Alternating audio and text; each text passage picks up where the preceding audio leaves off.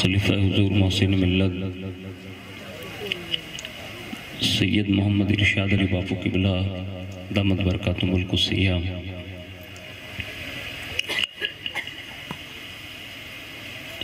شہزادہ حضور عبداللہ شاہ کشمیری سیدی سرکار سید محمد نعیم الدین المعروف دادا باپو قادری دامت برکاتہم القدسیہ،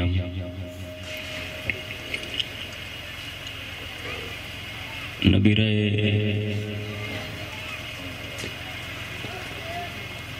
حضور حسین میاں بابا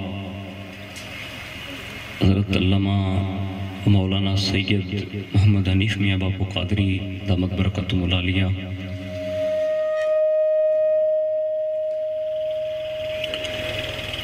ارد العزیز مداح رسول عالم نبیل فاضل گرامی قاری خوش الہان سید محمد حنیف میاں باپو شیرازی دامت برکاتہم القدسیہ،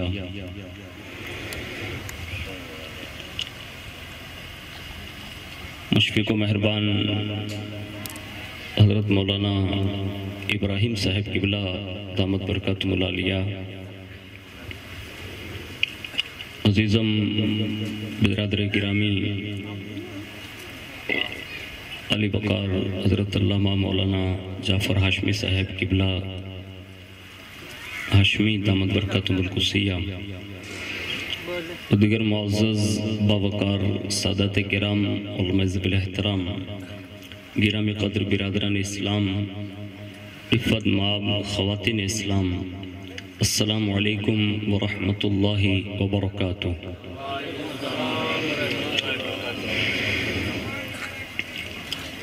الحمدللہ رب العالمین والعاقبۃ للمتقین والصلاة والسلام علی سید الانبیاء والمرسلین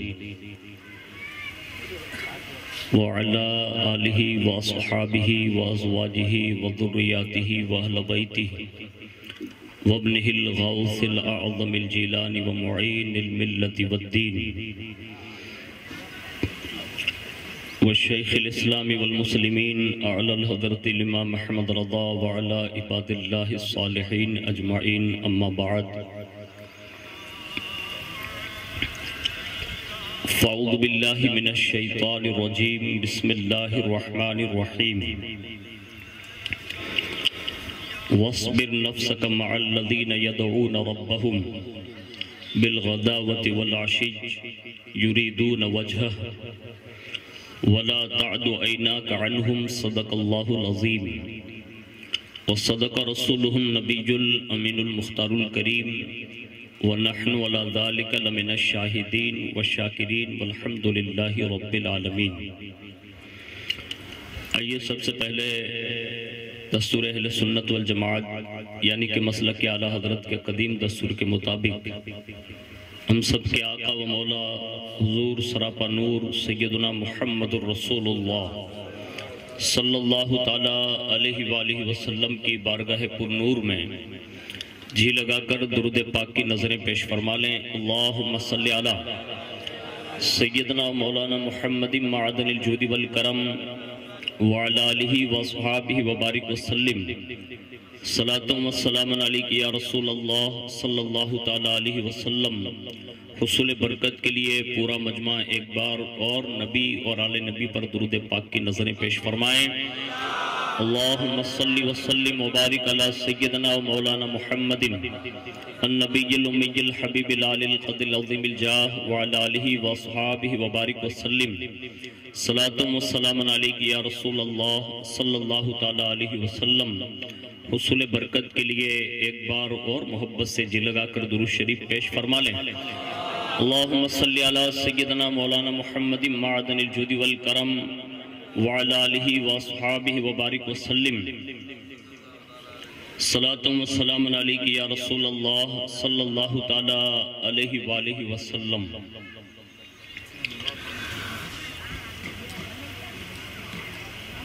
اس وقت ہم اور آپ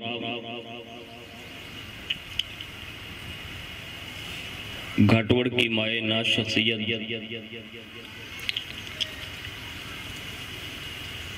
حضور پیر طریقت رہبر شریعت مخزن روحانیت گل گلزار قادریت خلیفہ حضور شفیق ملت حضور سیدی سرکار سید محمد حسین میاں باپو قادری رحمت اللہ تعالی علیہ کے عرس کی تقریب میں شرکت کی سعادتیں حاصل کر رہے ہیں۔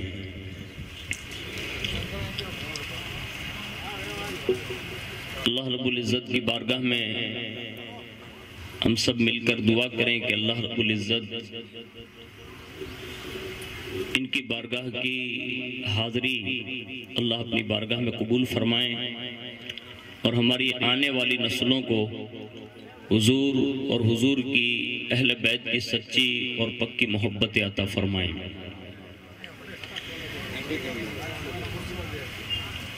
میں اپنی گفتگو کا آغاز ان اشعار کے ساتھ کرنے کی سعادت حاصل کرتا ہوں جس میں بڑے ہی انوکھے انداز میں انہوں نے اپنے جذبات کا اظہار کیا اور عالم اسلام کے تمام مسلمانوں کو اور برادروں کو ان جذبات سے روشناس کرایا۔ فرماتے ہیں کہ ارادے جن کے پختہ ہوں نظر جن کی خدا پر ہو، اور اسی مصرے پر اگر آپ حضرت سیدنا سرکار غلام محی الدین بابا رحمت اللہ تعالی علیہ اور حضور پیر طریقت سیدی سرکار سید غلام حسین بابا قادری رحمت اللہ تعالی علیہ کے اور ان کے خاندان کے ان اصولوں پر اگر نظر رکھیں گے تو آپ کو یہ بات سمجھ میں آئے گی۔ فرماتے ہیں ارادے جن کے پختہ ہوں نظر جن کی خدا پر ہو، ارادے جن کے پختہ ہوں نظر جن کی خدا پر ہو، تلاطم خیز موجوں سے وہ گھبرایا نہیں کرتے، تلاطم خیز موجوں سے وہ کبھی گھبرایا نہیں کرتے۔ اور فرماتے ہیں کہ غلامان محمد جان دینے سے نہیں ڈرتے۔ حضور کے ہر غلام کی یہ شان ہے کہ غلامان محمد جان دینے سے نہیں ڈرتے، یہ سر کٹ جائے یا رہ جائے وہ پرواہ نہیں کرتے، یہ سر کٹ جائیں یا رہ جائیں وہ پرواہ نہیں کرتے۔ ارے جب غلام اس شان کا مالک ہے تو جو خود سید ہوگا وہ کس شان کا مالک ہوگا؟ جب غلاموں کی یہ شان ہے کہ وہ اپنی جان تک کی بازی لگا دیتے ہیں، اور یہ آپ سب کی عقیدت اور محبت ہے کہ ہر سال اتنی بڑی تعداد میں ایک شہزادے کی محبت میں آپ یہاں حاضر ہوتے ہیں۔ حضور نے 1450 سال پہلے ان نفوس قدسیہ کی محبت کے حوالے سے ارشاد فرمایا کہ میری اہل بیت کی محبت میں کوئی فنا ہو جائیں تو اللہ اسے قیامت کے دن شہادت کا رتبہ عطا فرماتا ہے۔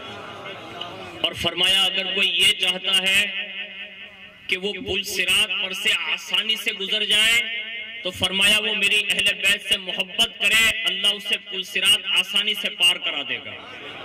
فرمایا اگر تم چاہتے ہو کہ وہ 50,000 سال کا دن جو وحشتناک دن ہوگا جہاں سورج سوا نیزے پر ہوگا، پوری دنیا پیاس کی شدت سے ماری ماری پھر رہی ہوگی، اگر تم یہ چاہتے ہو کہ وہاں میرے ہاتھوں سے تمہیں حوض کوثر کے جام پلائے جائیں تو فرمایا میری اہل بیت سے محبت کرو، قیامت کے دن محمد عربی اپنے ہاتھوں سے جام کوثر پلائے گا۔ فرمایا اگر تم یہ چاہتے ہو کہ تمہارے قبر میں پہنچتے ہی منکر اور نکیر آ کر تمہارا استقبال کرے اور حضرت اسرائیل آتے ہی تمہاری روح قبض کرنے سے پہلے پہلے تمہیں جنت کی بشارت سنائے تو فرمایا تم خود اور تمہاری نسلیں میرے خاندان سے صبح قیامت تک محبتیں کرتے رہنا، ان کی محبت کی بنیاد پر منکر نکیر بھی اور اسرائیل بھی آنے سے پہلے پہلے تمہیں جنت کی بشارت عطا فرمائے۔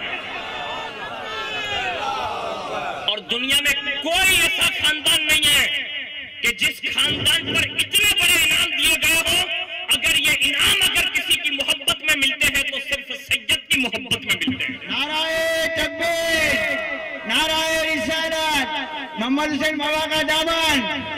اور یہ گھاٹوڑ والوں تمہاری بڑی خوش نصیبی ہے کہ الحمدللہ یہاں جتنے بھی سماج کے لوگ رہتے ہیں ان شہزادوں سے بڑی محبت کرتے ہیں، اور یہ آپ کے مقدر کی ایک بہت بڑی قسمت کی مطلب انوکھی شان ہے کہ اللہ نے تمہیں یہ خاندان نصیب فرمایا. جیسا کہ تقریباً مجھ سے جو بڑے عمر میں لوگ ہیں انہیں معلوم ہوگا کہ حضرت سیدنا محی الدین بابا قادری رحمت اللہ تعالیٰ علیہ نے تقریباً 40 سال اسی فرش گیتی پر امامت فرمائی، اور ان کے بعد ان کے شہزادے حضور سیدنا حسین میاں باپو رحمت اللہ تعالیٰ علیہ نے بھی کم و بیش 40 سال تک امامت کے فرائض انجام دیے.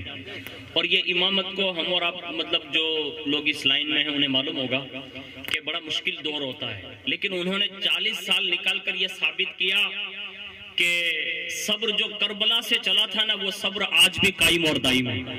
اور اللہ کی ذات پر توکل کا حال یہ ہے کہ میں خود امامت ایک جگہ کر چکا ہوں پہلے، مجھے معلوم ہے کہ تنخواہ کی کمی ہوتی ہے نا تو لوگ متولی سے شکایت کرتے ہیں، یہ تنخواہ پر ہم لوگ امامت کرتے ہیں، لیکن یہ توکل اللہ، اللہ کی ذات پر بھروسہ کر کے صرف ہماری اور آپ کی نسلوں کے ایمان کو بچانے کی خاطر انہوں نے اس گاؤں کو اپنا مسکن بنایا. اور جس شہر میں ایک بھی سید رہتا ہو تو وہ شہر بڑا ہی قسمت کا دھنی ہوتا ہے. حضور نے فرمایا جب تک تمہارے درمیان میری اہل بیت باقی ہے اللہ تمہیں امان عطا فرمائے گا. اور اس کے بعد حضور سیدنا پیر طریقت سید ارشاد علی بابا جنہوں نے تقریباً اپنی عمر کا کم و بیش حصہ اکثریت کے ساتھ انہوں نے فرائض امامت انجام دے کر انہوں نے بھی حضور کی امت کی بڑی خدمت فرمائی. اور آپ سب نے محبتوں اور الفتوں اور انسیتوں کے ساتھ آج تک جو یہ سلسلہ جاری ہے، اللہ کرے یہ سلسلہ قیامت تک جاری اور ساری رہے. اس کے ساتھ ایک مصرع سنیں، فرماتے ہیں کہ زباں پر شکوے رنج و علم لایا نہیں کرتے، زباں پر شکوے رنج و علم لایا نہیں کرتے، نبی کے نام لیوا غم سے کبھی گھبرایا نہیں کرتے، نبی کے نام لیوا غم سے کبھی گھبرایا نہیں کرتے. اور حقیقت یہی ہے کہ اللہ اللہ وہ کیا لوگ تھے جن لوگوں نے، اللہ اللہ وہ کیا لوگ تھے جن لوگوں نے چلتے پھرتے میرے آقا کی زیارتیں کی ہے، چلتے پھرتے جن لوگوں نے میرے آقا کی زیارتیں کی ہیں اور آسمانوں پہ زمینوں پہ حکومت کی ہے، آسمانوں پہ زمینوں پہ حکومت کی ہے، جس نے بھی میرے آقا کی اطاعت کی ہے. اور قلندر لاہوری فرماتے ہیں کہ محمد سے وفا تو نے تو ہم تیرے ہیں، کی محمد سے وفا تو نے تو ہم تیرے ہیں، یہ جہاں چیز ہے کیا لوہو قلم تیرے ہیں. ایک مرتبہ بڑی محبت کے ساتھ درود شریف پیش فرما لیں. اللہم صلی علی سیدنا مولانا محمد معدن الجود والکرم وعلی آلہ وصحابہ وبارک وسلم. صلاۃ و سلام علیک یا رسول اللہ صلی اللہ تعالی علیہ وآلہ وسلم. عرس کی تقریب ہے اور عرس میں آنے کے 3 فائدے ہیں. اگر وہ فائدے میسر آئیں تو ہماری آپ کی حاضری با مقصد ہوگی.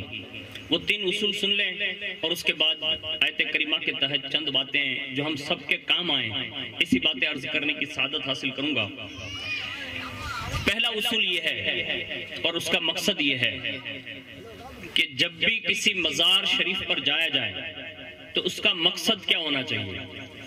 تو رسول اللہ نے 1450 سال پہلے ارشاد فرمایا کہ میں تمہیں پہلے قبروں پر جانے سے یا مزارات پر جانے سے منع کرتا تھا، لیکن اب حکم دیتا ہوں کہ جایا کرو. یہ رسول اللہ کی حدیث پاک کا مفہوم ہے. فرمایا جایا کرو تو عرض کیا یا رسول اللہ وہاں جانے سے ملے گا کیا؟ تو پہلے نمبر پر حضور نے فائدہ یہ بیان کیا کہ مزار پر جانے سے اللہ تمہارے دلوں میں نرمی پیدا فرما دے گا. سبحان اللہ سبحان اللہ. سب سے پہلا فائدہ ہمیں اور آپ کو یہ ملنا چاہیے. اگر مزار شریف کی حاضری کے بعد ایک مرتبہ درود شریف پڑھیں. اللہم صلی علی سیدنا مولانا محمد معدن الجود والکرم وعلی آلہ وصحابہ وبارک وسلم. صلاۃ و سلام علیک یا رسول اللہ صلی اللہ تعالی علیہ وآلہ وسلم. ایک مرتبہ اور درود شریف پیش کر لیں. اللہم صلی علی سیدنا مولانا محمد معدن الجود والکرم وعلی آلہ وصحابہ وبارک وسلم صلاۃ و سلام علیک یا رسول اللہ صلی اللہ تعالی علیہ وآلہ وسلم۔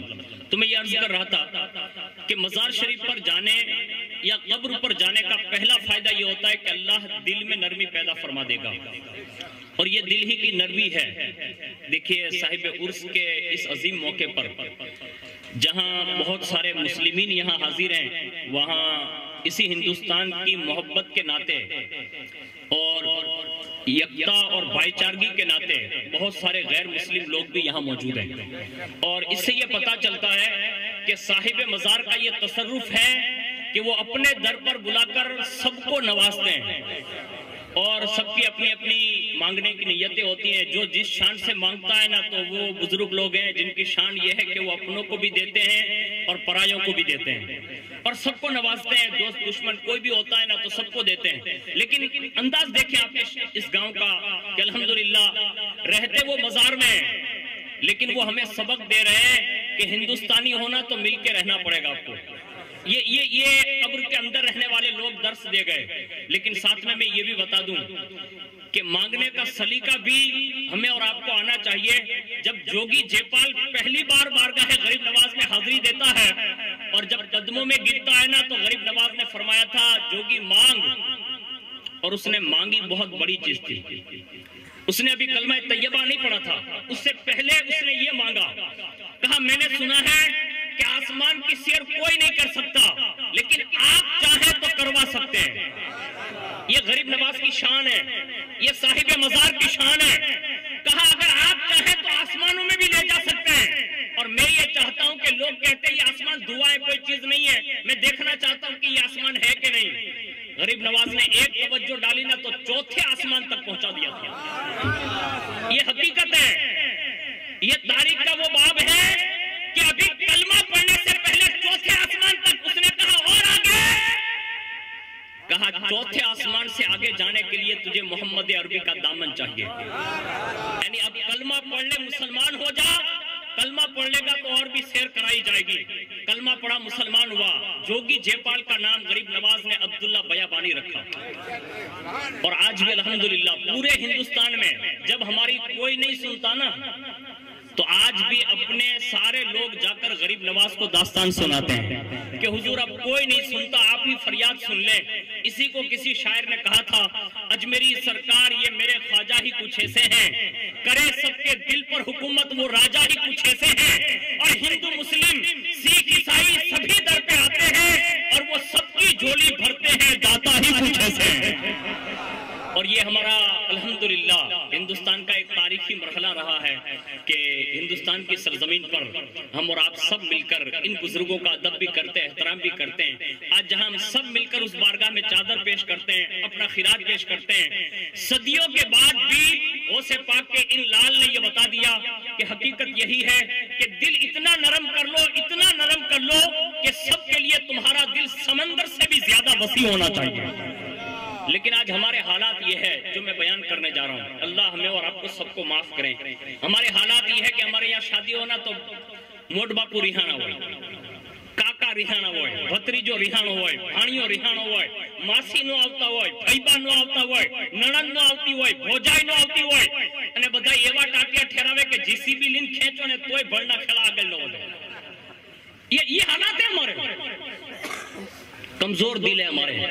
درگاہوں پر جاؤ نا تو دل نرم کر لو، اور دل اتنا بڑا کر لو، اتنا بڑا کر لو کہ رسول اللہ کی بارگاہ میں حضرت وحشی جب وہ پہلے حضرت نہ تھے، رسول اللہ کے سگے چچا حضرت امیر حمزہ کے قاتل تھے، لیکن جب حضور کی بارگاہ میں آیا ہاتھ جوڑے، کہا حضور معاف کر دو، کہا وحشی کلمہ پڑھ لے، محمد اتنا دلیر ہے کہ اپنے چچا کے قاتل کو بھی معاف کر دے گا، اور فرمایا جا تو کلمہ پڑھ چکا ہے اس لیے میں نے تجھے بھی معاف فرما دیا۔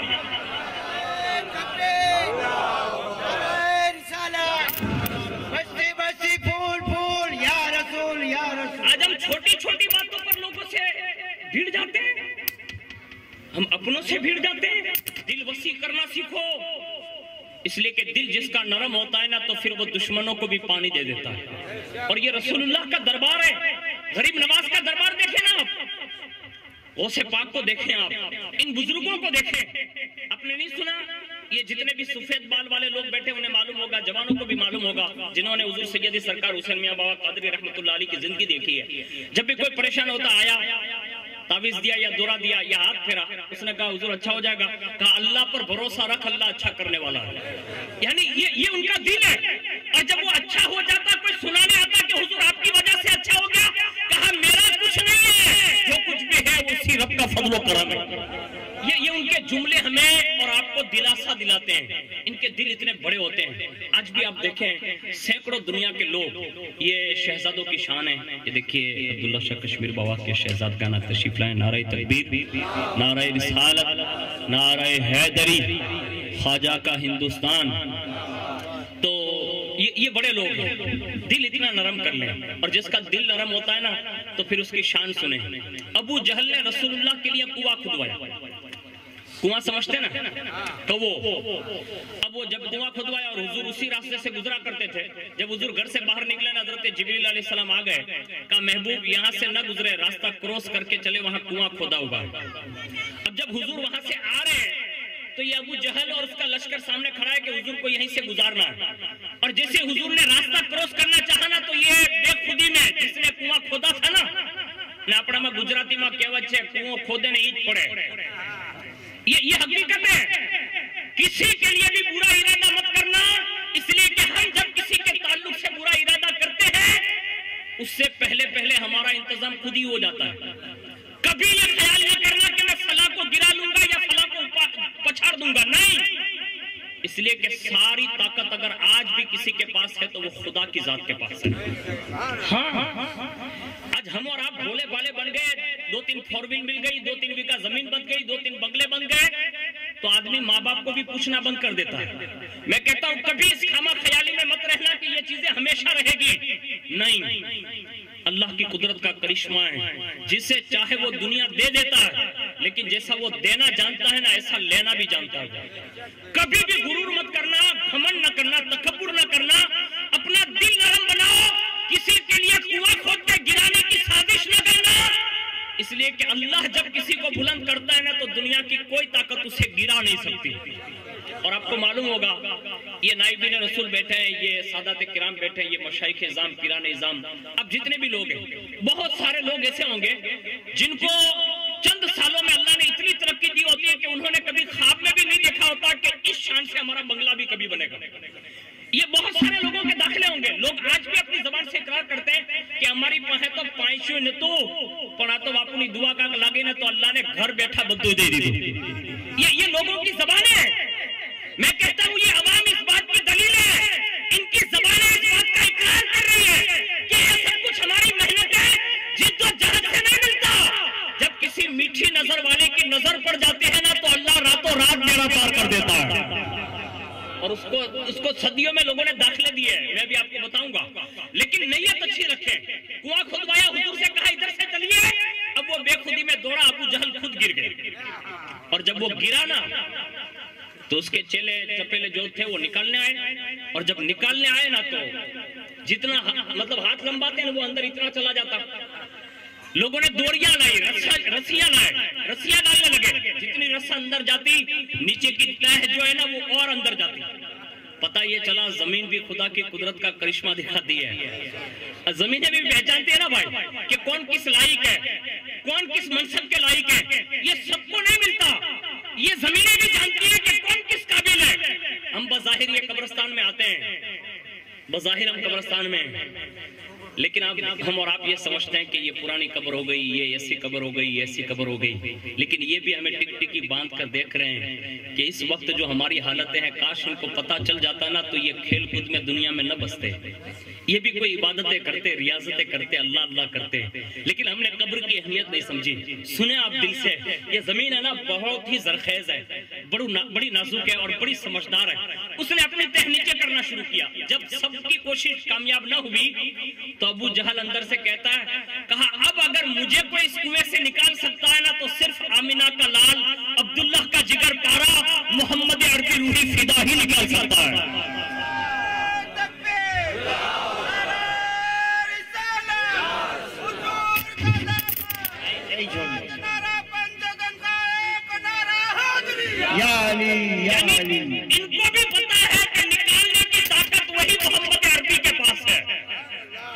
آج ہماری اور آپ کی بھی یہ سوچ ہونی چاہیے کہ جب ہم گرنے لگے نا تو پھر کہیں در بر در ٹھوکریں نہ کھائیں.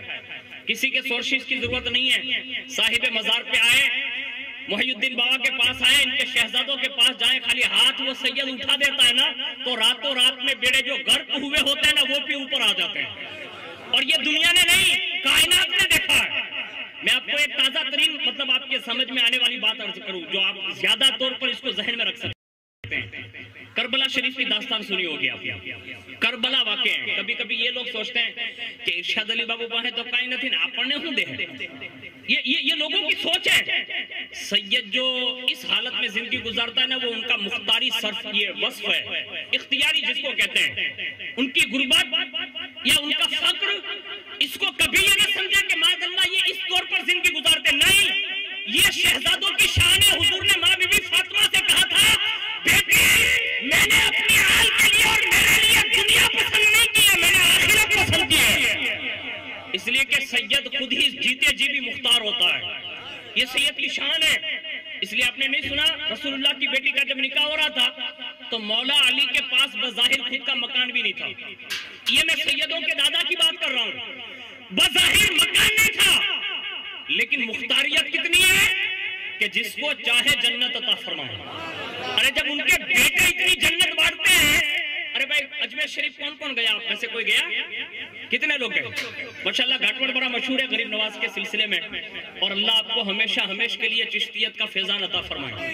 لیکن سنیں آپ اجمیر شریف جاتے ہیں عرس میں, خاص کر کے ابھی جیسے رجب شریف کا چاند نظر آئے گا نا تو ہر چشتی کی ایک ہی نگاہ ہوتی ہے, یا غریب نواز یا غریب نواز. بس وہ سفر کرتا, اپنا پرایا سب سفر کرتے ہیں. اور بھیڑ کہاں لگی رہتی ہے؟ وہ دروازے کے پاس. جنتی دروازہ. کون سا دروازہ؟ جنتی دروازہ. میں کبھی کبھی سوچتا ہوں کہ یار یہ جنتی دروازہ, اتنی بھیڑ, لوگوں کی بھیڑ بتا رہی ہے. یہ میں اجمیر شریف کا جام پلا رہا ہوں, مجھے بھی بڑی پیاس لگی ہے اور میں بھی اس بات کا بڑا مطلب یہ احساس مند ہوں کہ میں جب کوئی کلام یا گفتگو سناتا ہوں تو ظاہری چیزوں سے پرہیز کرتا ہوں. تو آپ سے بھی عرض ہے پانی تھوڑا بند کرا دیں, انشاءاللہ وقت آنے پر میں آپ کو ضرور پلائیں گے. بہت ٹھنڈا ٹھنڈا شربت بھی ہوگا. کچھ چیزیں ایسی ہیں جو ہمارے یہاں ہم لوگ کچھ اور چیزوں سے سیکھ جاتے ہیں, حالانکہ یہ بڑی معزز محفلیں ہوتی ہے جہاں فرشتے بھی اپنے پر ایسے سمیٹ کے بیٹھ جاتے ہیں. یعنی یہ ادب کا مقام ہے. ہم یہ سمجھتے ہیں کہ ارشاد علی باپو ہے, خالی حنیف باپو ہے, دادا باپو ہے, مولانا ابراہیم صاحب ہے, بس یہی لوگ ہیں. نہیں, یہ وہ مخصوص لوگ ہیں جن کی محفلوں میں ڈائریکٹ ان کے آبا و اجداد اوپر تک بڑے بڑے لوگوں کی روحانیت یہاں حاضر ہوتی ہے, اور ان کی نظر ہم سب کے دل پر ہوتی ہے کہ ان کی نیتیں کیا ہیں, ان کے اخلاص کیا ہے, ان کی للہیت کیا ہے. اور اگر کسی کا دل ان کی محبت میں دھڑکتا ہے نا تو وہ ایک نگاہ ڈالتے ہیں نا وہی قسمت بدل دیتے ہیں. تو میں یہ عرض کر رہا تھا کہ حضرت امام حسین رضی اللہ, یہ سرکار غریب نواز جن کا جنتی دروازہ, سب کی بھیڑ وہی لگی رہتی ہے. میں نے کہا اتنی بھیڑ کیوں ہے؟ تو سب لوگ کہتے ہیں کہ یہاں ایک بار گزرنے والا جنت جائے گا. یہ ہمارا اور آپ کا عقیدہ ہے, اور اس کو ثابت کر کے ہمارے بزرگوں نے بتایا بھی ہے. حضرت شیر بش اہل سنت, یہ شیر بش اہل سنت جو ہے وہ اعلیٰ حضرت رضی اللہ تعالیٰ عنہ کے خاص خلیفہ تھے, اور اتنے بڑے محب تھے کہ جب بھی کوئی اہل سنت والجماعت پر حملہ کرتا, یعنی عقائد پر حملہ کرتا, تو مناظر کے طور پر اعلیٰ حضرت ان کو بھیجا کرتے تھے, اور باقاعدہ اہل سنت والجماعت کے عقائد کو وہ ثابت کر کے آتے تھے. اس لیے ان کو شیر بش اہل سنت کہا جاتا تھا.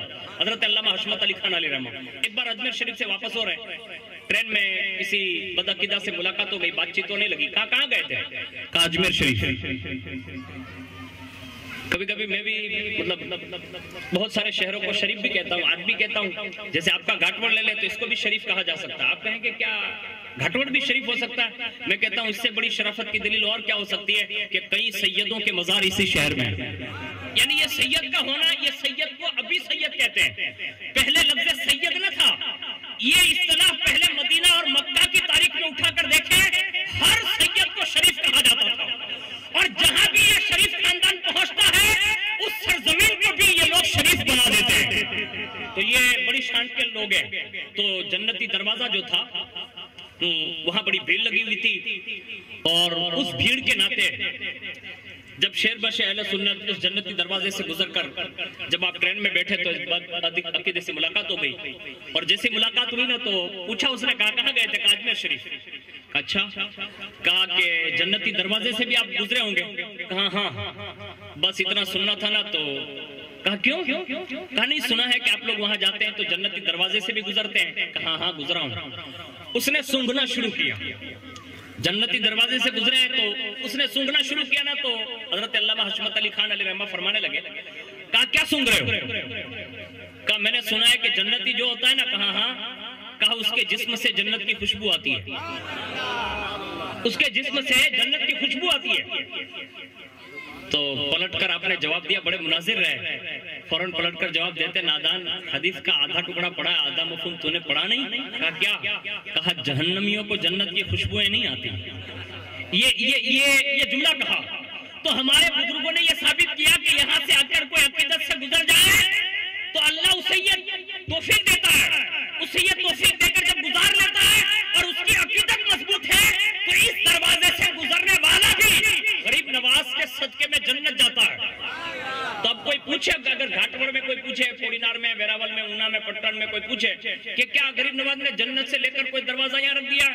ہم کہیں گے نادان، سید جہاں سے گزر جاتا ہے نا وہ گلی بھی جنت کی گلی بن جاتی ہے، اس لیے کہ یہ جنتی لوگ ہیں جن کی ضمانت خود رسول اللہ نے لی ہے۔ فرمایا میری بیٹی فاطمہ نے اپنی شان طہارت اور حیا کی ایسی حفاظت کی، ایسی حفاظت کی، ایسی حفاظت کی کہ قیامت تک ان کی آنے والی ساری نسل کو اللہ نے جہنم پر حرام کر کے جنت کا حقدار بنا دیا۔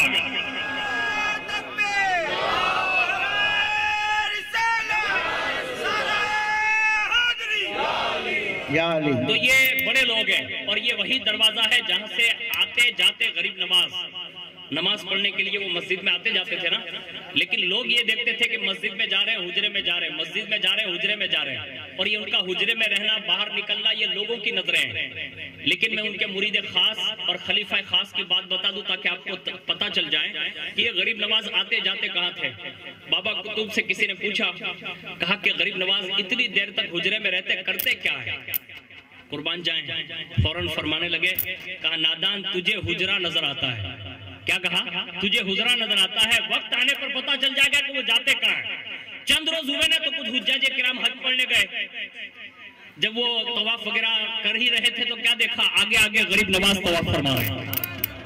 جب وہ مکہ سے پلٹ کر مدینہ گئے نا تو جالیوں کے سامنے غریب نواز کھڑے ہیں، اور جب کئی بار غریب نواز کا نظارہ کیا اس کے بعد جب واپس پلٹے غریب نواز سے ملاقات ہوئی تو لوگوں سے یہ لوگ چرچا کرنے لگے، کہا ہم نے مطاف میں غریب نواز کو دیکھا، گنبد خضرا کے پاس دیکھا، کسی نے کہا زمزم کے کنویں کے پاس دیکھا۔ بابا قطب نے کہا کس وقت دیکھا؟ کہا فلاں دن۔ کہا میں نے اپنے پیر کو حجرے میں بھی دیکھا ہے۔ یعنی یہاں سے گئے نہیں، پتہ یہ چلا کہ بظاہر یہ سامنے نظر آتے ہیں، حقیقت میں وہ کبھی کعبے کے مطاف میں بھی گرتے ہیں اور سلحے جالیوں کے سامنے بھی نظر آتے ہیں۔ سبحان اللہ، نعرہ تکبیر، نعرہ رسالت۔ یہ بڑے لوگ ہیں، اور آپ کو معلوم ہے آج کا دن جس عرس کی تقریب میں ہم حاضر ہیں، میں جس ٹاپک پر گفتگو کر رہا ہوں آپ کو بتا دوں کہ آج الحمدللہ ثم الحمدللہ پوری دنیا سنیت میں جن کا اتنا بڑا نام ہے کہ انبیاء اور رسول کے بعد جن کا سب سے بلند رتبہ ہے حضرت سیدنا صدیق اکبر رضی اللہ تعالیٰ، آج ان کے عرس کا دن ہے۔ اور یہ عرس جو آپ مناتے ہیں یا سب مل کر جو بابا کے نام پر نیاز کھلاتے ہیں یا چادر چڑھاتے ہیں، لوگ پوچھیں گے آپ کو کہ یہ کیا ہے؟ یہ فضول خرچی نہیں ہے معاذ اللہ، ایسا لوگ بولیں گے، لیکن ان سے کہنا سیدنا صدیق اکبر جب 12 دن کے بعد مسند نشی ہوئے، یعنی خلیفہ بلا فاصل امیر المؤمنین اور خلیفۃ المسلمین بنے، تو 12ویں دن حضرت سیدنا صدیق اکبر نے سب سے پہلا جو کام کیا نا وہ یہ کیا، ایک چادر لی اور رسول اللہ کے مزار پر رکھی، یعنی چادر پہنائی۔ دوسرا کام یہ کیا کہ پورے مدینہ شریف کو سیدنا صدیق اکبر نے کھانا کھلایا، اور جب پورے طور پر سب کھانا کھا چکے تو لوگ آپس میں چرچا کرنے لگے اور ایک دوسرے صحابہ ایک دوسرے سے پوچھنے لگے آج صدیق اکبر کو کس بات کی خوشی کہ پورے مدینے کو کھانا کھلایا؟ جب لوگوں نے صدیق اکبر تک یہ بات پہنچائی یا صحابہ کی طرف سے جواب یہ دیا گیا، کہا صدیق اکبر نے آج اپنے مسند پر بیٹھ کر کھانا نہیں کھلایا، کہا یہ رسول اللہ کا پہلا عرس منایا ہے۔ تو پتہ یہ چلا یہ ہمارا وہی طریقہ ہے جو سب سے پہلے صدیق اکبر نے اپنایا ہے۔ تو یہ آپ کا رائے گا نہیں جائے گا، یہ جو آپ تھوڑا خرچ کریں گے اللہ اس میں اور برکتیں دے گا۔ میں نے کئی گاؤں ایسے دیکھے، شاید آپ کے برادری کا ایک گاؤں ہے، آپ بھی جانتے ہوں گے، کئی لوگ یہاں بستے ہیں، یا قریب میں گاؤں میں ڈیڈان نام سنا ہے نا، ڈیڈان بڑا گاؤں، وہاں بہت ساری برادری آپ کی طرح گھاٹ وڑ کی طرح رہتے ہیں، بڑے محبین ہیں، اور وہاں بہت سارے پیران نظام سادات اکرام سب آتے ہیں۔ لیکن میں بہت وہاں پروگرام کر چکا، آج بھی کبھی کبھی جانا نصیب ہوتا ہے۔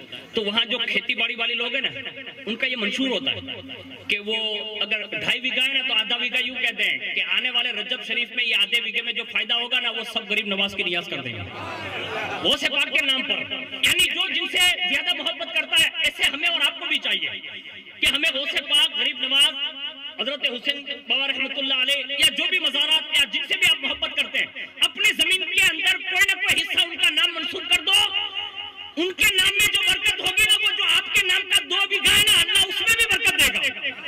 یہ اللہ اس کے رسول، ارے بھائی اترنی LIC نام ہم لوگ تمہیں اتر ای روڈ اوپر ہوئی جیت بھی કેમ કે હાલત એવી બને લીજે ને કે બધા ઉપર અત્યારે હાથ જ મારો ચાલુ છે અને ઝાડુ તો દિલ્હીમાં ફેરવાઈ ગઈ, પણ अब हिंदुस्तान में लोगों के माल पर कब्जा हो रहा है।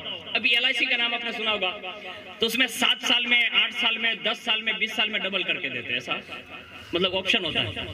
मैं कहता हूं अगर दुनिया की एक कंपनी अगर तुम्हारा चंद हजार रुपया चंद सालों के लिए ले ले तो मैं कहता हूं वो डबल करके देती है। तो क्या आप गरीब नवाज गौसे पाक और इन सैयदों के लिए खर्च करोगे तो अल्लाह और उसके रसूल डबल करके नहीं देंगे? अरे भाई दुनिया इसका कोई नक्की नहीं है, LIC का कोई नक्की नहीं है, हम लोगों को खुद को खर्चा होता है। मैंने कई कंपनी ऐसे लिखी है कि सालों तक जारी रहती है और सब ज्यादा जमा हो जाता है तो रातों रात वो कंपनी गायब हो जाती है। અને પછી આપણે શું કરીએ? ઇરશાદ બાપુના કદમ, બાપુ કાક કરો, હવે એટલા કરોડ ગયા છો મારા ભાઈ, પહેલા તારે વિચાર કરવો જોઈએ ને જાતા પહેલા કે જો થોડું અહેલે બેત માટે, સહાબા માટે, અવલિયા માટે ખર્ચ કરતો રહેતા તો એટલું બધું આ છુપડા સાફ થાત નહીં। પણ આપણી આંખો પાછળથી જ ખુલે છે। મારા એક દોસ્તાર છે, મેને પૂછ્યું કે માણસ ઉપર એટલી મોટી મુસીબતો આવી જાય તો આ લોકો કેમ એમ નહીં કરતા કે અલ્લાહ ને એના રસૂલ નામ ઉપર કાંક ને કાંક કાઢતા રહે તો અલ્લાહ એને આ નુકસાનથી બચાવી લે? કે આપણો સમાજ કાઢે બહુ, કે બાપુ ક્યાં કાઢે? કે મુસીબત આવે ને પછી કાઢવાનું હોય। એમાંય પાછી એક શરત રાખે, બાપू जो એટલા આવી જાય ને તો એટલા ખર્ચ કરે, यानी अब वो आने के लिए खर्च कर रहा है। हालांकि हमारी नीयत ये नहीं होती, कुछ लोग ऐसे भी होते हैं जो खुलूस के साथ भी ये नीयत रखते हैं कि अल्लाह इतनी बरकत देगा तो इतना खर्च करेंगे। अब जो भी खर्च करते हैं ये मामूली नहीं है। लेकिन मैं एक बहुत करीब की बात बताने जा रहा था करबला शरीफ की, कि ये बड़े दिलेर लोग होते हैं। सैयद जो होता है ना हर हाल में दिलेर होता है। हजरत इमाम हुसैन रज़ी अल्लाह ताला अन्हु करबला शरीफ में है, और एंड वक्त शहादत हजरत इमाम अली असगर रज़ी अल्लाह ताला अन्हु जब वो शहीद हुए, हजरत अली असगर रज़ी अल्लाह ताला अन्हु, तो हजरत इमाम हुसैन रज़ी अल्लाह ताला अन्हु उन्हें लेकर खेमे की तरफ आ रहे थे। और इसी बात पर मैं अपनी गुफ्तगू का इख्तिताम कर दूं कि जैसे वो आ रहे थे ना तो गैब में से एक आवाज आई ऊपर से, कहा या इब्ने रसूलिल्लाह अल मदद, या इब्ने रसूलिल्लाह अगीथनी। जब ये आवाज गूंजी ना, अब जाहिर सी बात है कि बेटा शहीद हो गया और वो भी 6 माह का दूध पीता बच्चा है। 6 माह के अली असगर को हाथ में लिए जा रहे हैं, लेकिन कुर्बान जाए जब रसूलुल्लाह के उम्मती ने आवाज दी ना तो ये भी देर न लगाई कि मैं अली असगर को खेमे तक पहुंचा दूंगा, फिर मदद करूंगा। वहीं से अपनी तमाम तर विलायत और रूहानियत और अपनी तमाम तर इमामत कुबरा का जोर लगाकर करबला से एनी टाइम जो आवाज गूंजी थी ना उसकी तरफ बढ़े, और बाकायदा समंदर के अंदर जहां उनके मुरीद हजरत अब्दुल्ला यमनी की कश्ती हिचकोले खा रही थी, वहां जाकर ऐसे हाथ लगाया ना तो कश्ती पार लगा दी।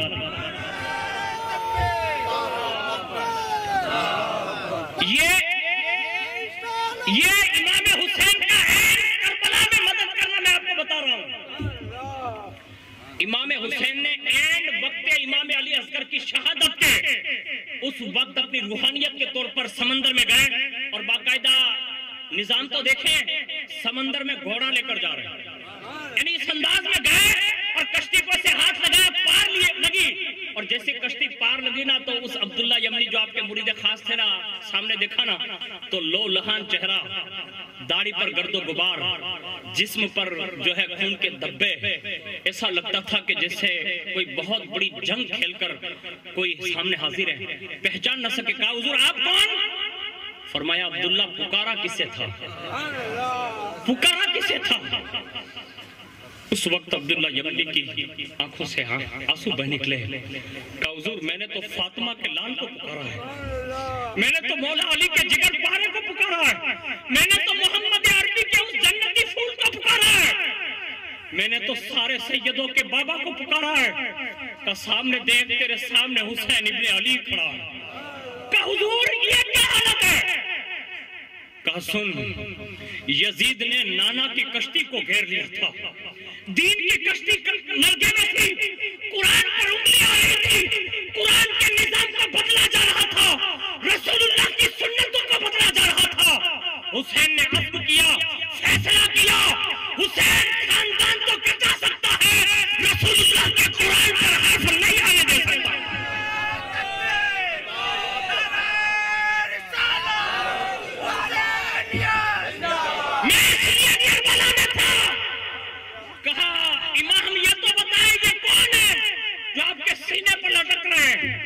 کہا یہ میرا 6 ماہ کا بیٹا علی اصغر ہے، یہ ابھی شہید ہوا ہے، ابھی شہید ہوا ہے، اس کی شہادت ہو گئی ہے۔ کہا حضور آپ نے خیمے میں نہیں رکھا؟ سنو سید کا دل کیا ہوتا ہے یارو، ہم اور آپ تو دنیا کے اس ماحول میں پڑھ رہے ہیں، اس لیے سید کی قدر نہیں ہے اتنی زیادہ لوگوں کو۔ اب بڑے قدردائیں، میں آپ کی اہمیت کرتا ہوں، آپ ہر سال جو اتنی شان سے عرس مناتے ہیں نا، بڑی قدر کرتے ہیں، اللہ آپ کو اور توفیق دے۔ یقین جانے یہ سید ہوتا ہے۔ کہا عبداللہ سن، جا رہا تھا خیال آیا اصغر کو رکھ کے آؤں، لیکن میرے دل میں خیال گزرا اگر عبداللہ کی کشتی ڈوب گئی اور قیامت کے دن اگر نانا کے سامنے عبداللہ کھڑے ہو کر یہ کہہ دے گا کہ حسین ابن علی کو پکارا تھا، ان کے آنے سے پہلے کشتی ڈوب گئی تو میں جواب کیا دوں گا؟ اس لیے میرے بیٹے کو رکھنا گوارا نہ کیا، اپنے سینے پر باندھ کر سب سے پہلے تیری مدد فرمائیے۔ یہ شہزادوں کی شان ہے۔ اب بڑے خوش نصیب ہے، ایک عرس سید میں حاضر ہے، اور جتنا بھی آپ خراج پیش کریں گے ان کے ساتھ محبت کریں گے۔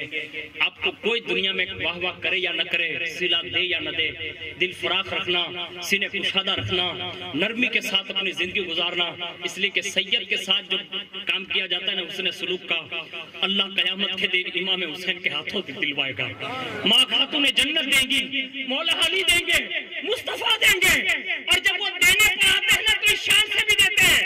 سید سے کوئی ٹکرایا ہے تو یزید بن جاتا ہے، اور سید کے سامنے کوئی جھک جاتا ہے تو جنید بغدادی بن جاتا ہے، اور یہ ہمارے یہاں دستور ہے۔ میں نے دل کی نرمی کی بات کی، پہلا فائدہ آپ کو یہ ملنا چاہیے آپ کا دل نرم ہو جائے، دوسرا فائدہ عرس کا یہ ملنا چاہیے آپ کا رجحان آخرت کی طرف بڑھ جائے، یعنی نماز کی پابندی کریں، رمضان مہینہ ہے روزے رکھیں، مالدار زکوٰۃ دیں، جو بھی آپ سے بن سکے اللہ کے لیے خرچ کیا کریں، اس سے بڑے فائدے ہیں۔ مالی کی استطاعت ہے حج کریں، یہ آخرت ہے، آخرت کی طرف ہمارا رجحان ہونا چاہیے۔ اور تیسرا فائدہ یہ ہوتا ہے کہ اگر اللہ نہ کرے کسی کا دل اگر مردہ ہو گیا، یعنی جس پر کوئی بات اثر نہیں کرتی، تو حضرت عبداللہ ابن مبارک فرماتے ہیں کہ اس کا پہلا فائدہ مزار پر جانے سے یہ ہوتا ہے کہ اگر وہ صاحب مزار پر نازل ہونے والی رحمت کی جو بارش ہوتی ہے، اگر ایک قطرہ بھی کسی کے دل میں اڑ جاتا ہے نا، لگ جاتا ہے نا، تو اللہ اس قطرے کی وجہ سے اس کے دل کو زندگی عطا فرماتا ہے۔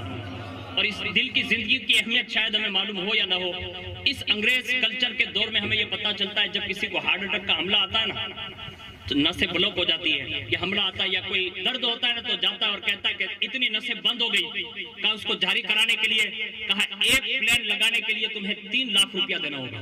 ہوتا ہے نا ایسا؟ میں کہتا ہوں 3 لاکھ ڈاکٹر کو ہم دے سکتے ہیں، یہ سید یہی آرام کرتے کرتے لوگوں کے دل کو دوبارہ زندگی دے سکتے ہیں۔ میں بھی مزار شریف پر تھا، ایک چاچا تھے، بزرگ تھے، میرے خیال سے کرسی پر بیٹھے ہیں، اور وہ بیٹھے ہوئے تھے، لوگوں نے ان کو ان کی طاقت کے ساتھ اٹھایا، صاحب مزار کے قریب مطلب لے گئے، ان کے در کو بوسہ دلوایا، ان کے مستورات جو ساتھ میں کھڑی تھی انہوں نے بھی ترغیب دلائی، کہا بابا سے دعا کرو کہ اللہ آپ کو دوبارہ پیر عطا فرما دے۔ یعنی یہ عقیدتیں بولتی ہیں ہماری خواتین کی، ہماری قوم کی بیٹیوں کی، ماؤں کی، یہ عقیدتیں ہیں، اور یہ عقیدتیں رائے گاہ نہیں جاتی۔ مزار کے اندر جو لیٹا ہوتا ہے بظاہر ہمیں نظر نہیں آتا، حقیقت میں وہ لیٹے لیٹے لوہے محفوظ پر ہماری تقدیروں پر لکھوا بھی سکتا ہے، مٹا بھی سکتا ہے۔ تو سید کے عرس میں آ کر آپ نے بہت بڑا کام کیا ہے، ان شہزادوں کو خوش کیا ہے۔ اللہ آپ کو بھی خوش رکھے اور قیامت تک آنے والی آپ کی ساری نسلوں کو بھی خوش رکھے، اور اللہ ان سیدوں کی سچی اور پکے ہم سب کو محبت عطا فرمائے، کہنے سننے سے زیادہ ہم سب کو عمل کی توفیق عطا فرمائے۔ بالخصوص اگر کوئی غلطی سرزد ہو گئی ہو تو اللہ تعالی ہمیں اور آپ کو سب کو معاف فرمائے، اللہ دونوں جہان کی عزت و عبرو عطا فرمائے، ذلت و رسوائی سے محفوظ فرمائے، اور جب قیامت کے دن اٹھے تو اللہ تعالی ان شہزادوں کا دامن نصیب فرمائے، ان کے نانا کی شفاعت عطا فرمائے، اور میری قوم کی تمام بیٹیوں کو ماں خاتون جنت رضی اللہ تعالی عنہا کی شفاعت عطا فرمائے، اور جب جنت القدس میں بھی پہنچے تو اللہ تعالیٰ اپنے پیارے محبوب صلی اللہ علیہ وسلم کا پڑوس عطا فرمائے، صحابہ اہل بیت کا پڑوس عطا فرمائے، اور ان کے پڑوس کے صدقے میں اللہ ہم سب کو اپنے دیدار سے مالا مال فرمائے، آمین برحمتک یا ارحم